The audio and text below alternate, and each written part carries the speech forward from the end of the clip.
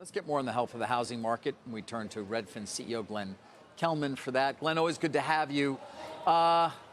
Inventory problems, sort of number one, is that, or inventory, lack of inventory, the number one issue right now in housing? It's number one, number two, and number three.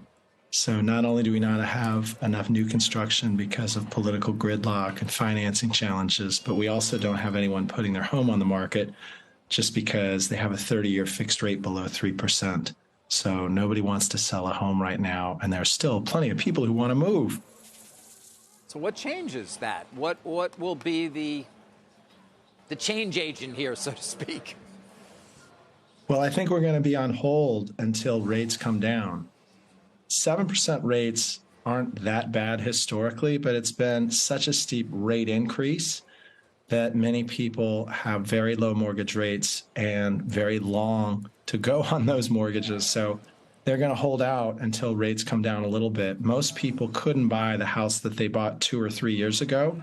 So it's unthinkable for them to move up. We've seen a slight uptick over the weekend in listing demand. Some people are coming out for the summer, but it's well below where we would expect to see at this point in the season.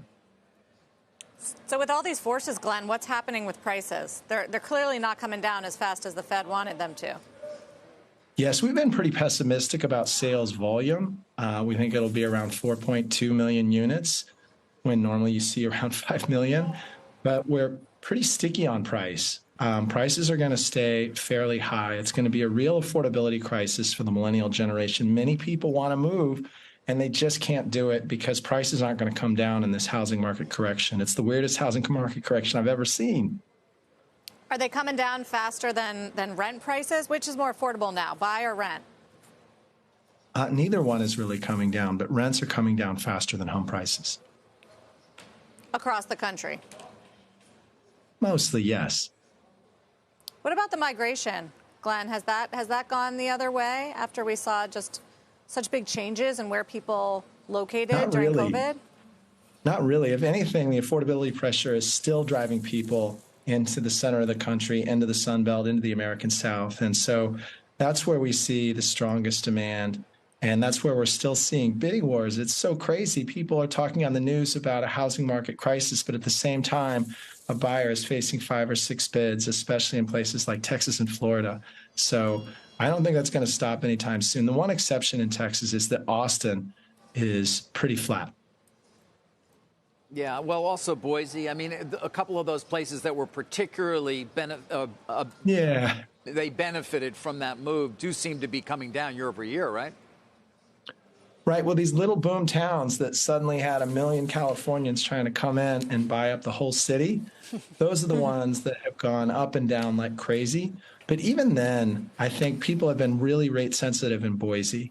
So if rates come down just a tick, all of a sudden we've got a bunch of buyers in Boise out of the woodwork, and then they'll go back up a tick, and it'll be a very quiet weekend. So even those markets are really rate sensitive right now. Buyers are looking to get in, but they just need a break on rate, and maybe the debt ceiling deal will do it.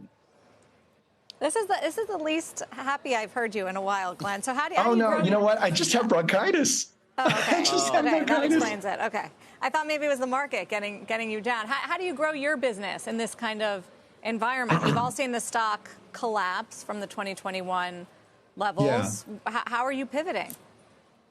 Well, we're pretty proud of the fact that we've come back from about $3 a share up to 9 or 10. I haven't checked this morning. Oh, you've got it on the chart. Thank you. Yeah, $9. We paid down our debts. It was our website is 100 in taking 21. visitors from its major rivals. We've got a higher share of demand than ever before. We just have to execute against it. So I'm actually pretty bullish right now on Redfin in the second half. We've promised investors that we're going to break even this year. And if we can do that in a down market, we're going to make so much money in a good market.